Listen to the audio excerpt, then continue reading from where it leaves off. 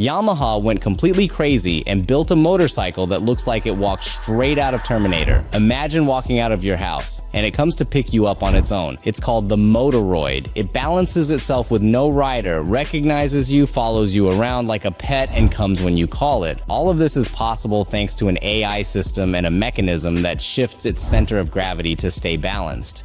Best of all, Yamaha didn't build it to sell it. They built it to show what the motorcycles of the future could look like. So tell me, would you trust a motorcycle that can move on its own?